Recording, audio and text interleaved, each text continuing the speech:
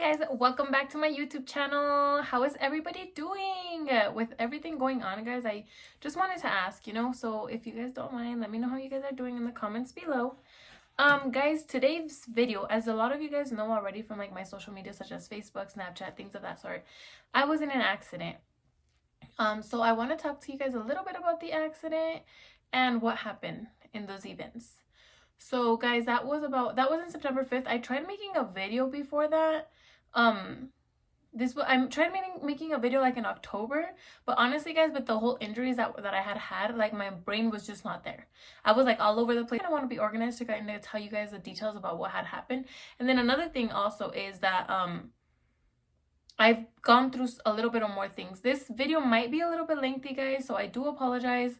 I'm going to try to talk to you guys about what happened that day. I'm going to try to make it as short as I can because I know how it can be when you're just sitting there listening to somebody.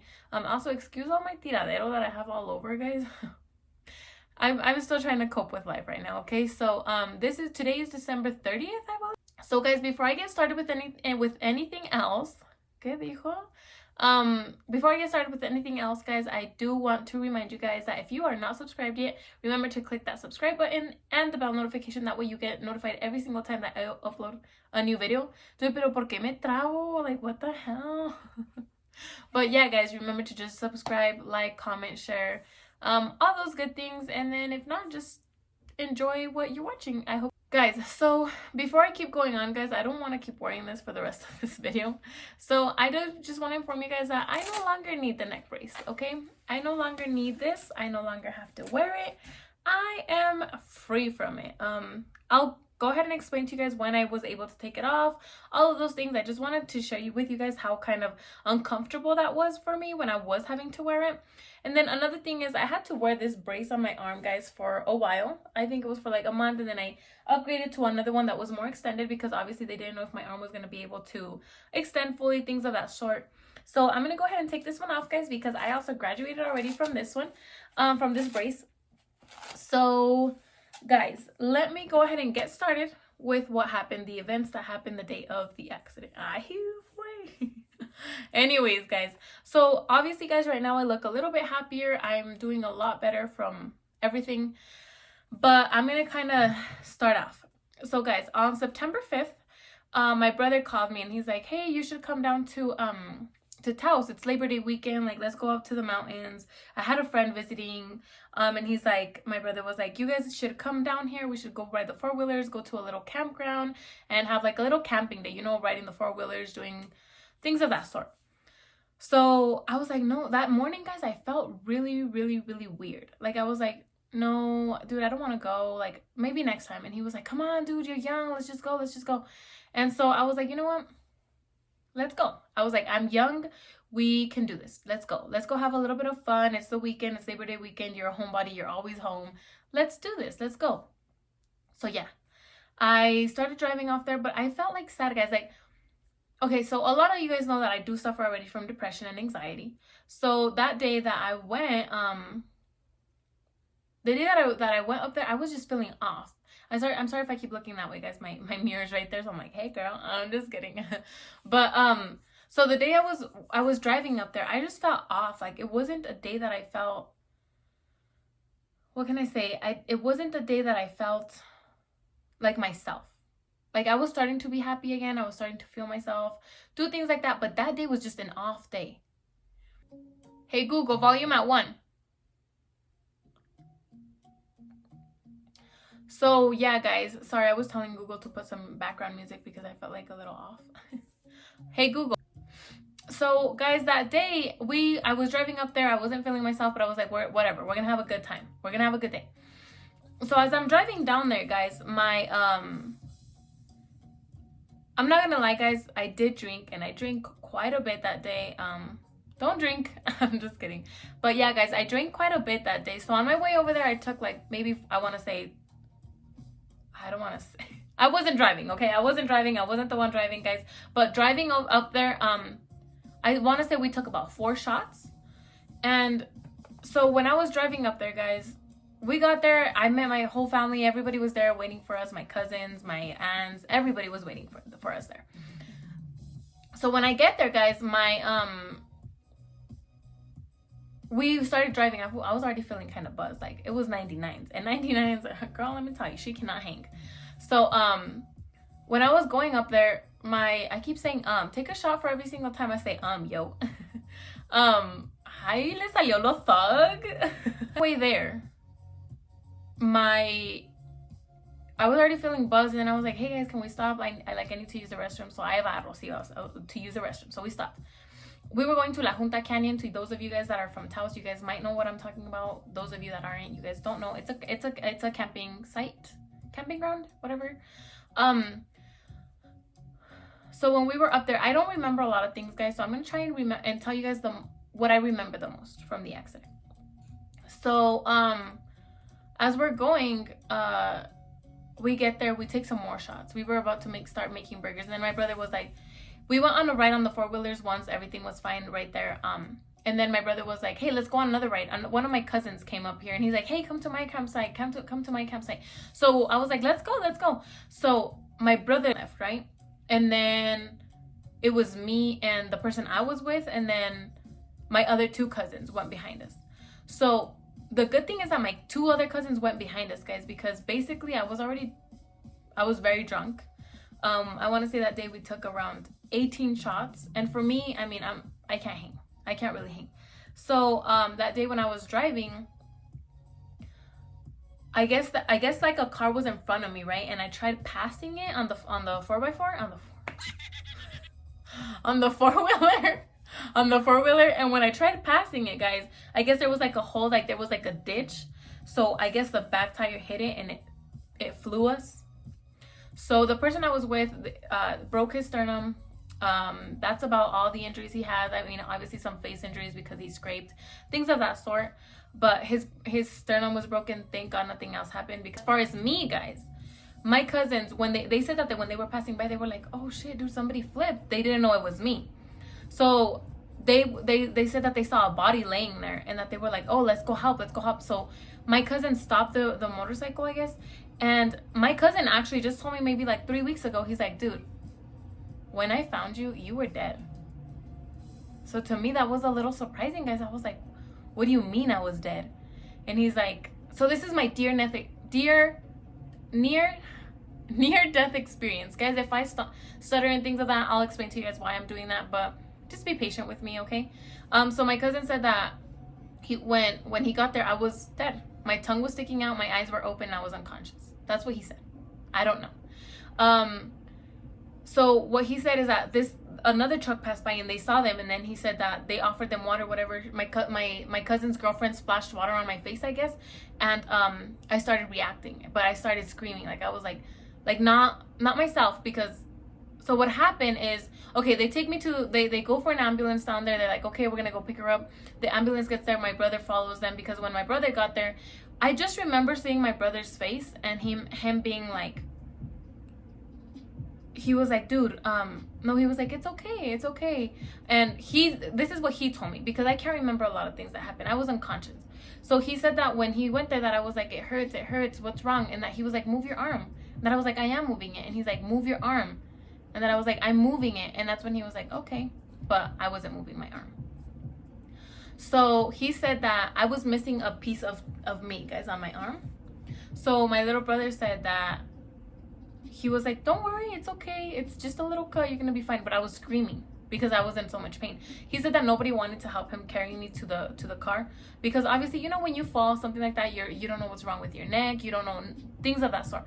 So he said that he told them, like, if you guys are going to freaking help me, if not, I'm going to take her by myself, because she needs help. He was nervous. You know, I'm his only sister. He was panicking. So they finally carried me. They put me in the trunk of the Jeep. They followed the ambulance back to the hospital. And then all I can remember, guys, from being when I arrived at the hospital, they had to intubate me because, I don't know, like I said, guys, they put me into like a seduced coma, you could say, because I was unconscious. I wasn't letting them put an IV in me. I wasn't letting them do anything to me. So they had to put me in a seduced coma, which means they had to like sleep me. They had to intubate me. But before they did all of that, guys, I remember I arrived to the hospital. I don't remember. This is what I think. I just remember seeing like bright lights, like in the movies, which is kind of weird, like in the movies. And they would say, we have to amputate. Me, I was confused as shit. I was like, what do you mean? Like, what are they gonna amputate? What do they want to amputate, you know? So whatever, guys. They put me to sleep. I just remember, guys, being in the hospital, and I was still intubated. They kept poking the shit out of my throat, because I remember, guys, like, I think when I was more conscious, when I kind of started to wake up, they had the machine that was breathing for me. They had it right next to me, right here, and it was like, so it was like letting like my stomach, I would feel my stomach moving up and down, because they had to intubate me. Like I said, there was a machine that was breathing for me. I just remember that this one day, my mom came in, and she was holding because my mom thought I was dead. When my mom saw me, I was unconscious, I was intubated, and then she said she touched my face and I was super cold.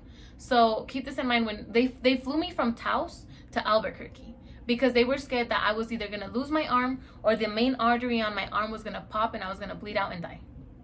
Damn, that was kind of intense, yo. So guys, let me drink a little bit of this. So my mama says that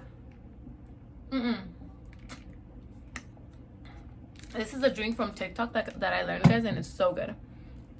So guys, my mom said, no, when my mom got there, I remember her in my ear, and she was like, siempre voy a estar contigo, nunca te voy a dejar. In English is, I'm always going to be next to you, by your side, I'm never going to abandon you.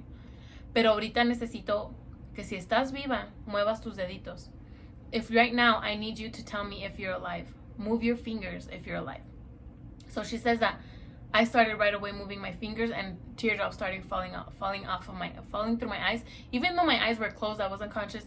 It's kind of crazy to me, guys, that I can remember that. You know, like, out of everything else, doctors were going in, everything, I don't remember none of that. I just remember when my mom went up to me and she said those words to me. So when I heard her voice, guys, that was the most beautiful thing I had ever heard. I love my mom. Those of you that know me and my mom are so freaking close. I love her to death. So then, okay, I was at the hospital for 7 days. It was the worst experience of my life. I hated being in the hospital, guys. I hated it. They wanted out of those 7 days, they wanted to send me out to another rehab place. So basically, the injuries that I had, guys, were, so the main one was my arm. I will show you guys. I'll try to post pictures on here. If not, guys, follow me on TikTok. I'm going to post like a whole thing on there about my injuries, how my arm looked like, everything like that. But I was missing a piece of chunk on my left arm. So the doctors say that it's a miracle that I'm still here, guys, because the artery didn't pop. Like, I was missing about that much of chunk of my arm, and it never hit my artery, which is freaking weird, because this is your left arm. This is where your main arteries are at, you know? So anyways, según yo bien doctora. But anyways, so that was one of them. I broke this bone that goes right here on the outside. I broke it. It's like from right here, it was broken. So my elbow was broken. I was missing that piece of meat. I fractured my face from right here. It was fractured, broken. No, it's actually on this side. It was broken right here. I had a lot of scratches. And then I fractured my neck. So that's the reason why I was wearing that thing, because they thought I wouldn't be able to walk. So they said, hey, like, we can't fracture your spine more. This is how it has to be. So I had to wear that for 8 to 12 weeks. And then I had a skull fracture. So back here, my skull was fractured from right here and from right here. So I fractured my head, my skull. Like, guys, can you imagine how big that impact of that fall was, that I broke, like, I fractured my skull. And then, guys, on top of that, I had a brain bleed. So my brain was bleeding. Thankfully, they were able to control it. So, guys, it's a near-death experience for me, because, guys, I could have been a vegetable. I could have been dependent on a breathing machine for the rest of my life. I could have maybe had some brain damage to the point where I'm not me anymore. I could have died. I could have, like, my neck, like, it was what was fractured. If I just not, like, pop it one side more, that's it. And then my artery, like, it didn't pop. So I was like, no, I don't want to go to a rehab place, guys. Like, I don't want to. I want to go home. Nobody's going to take care of me like my people.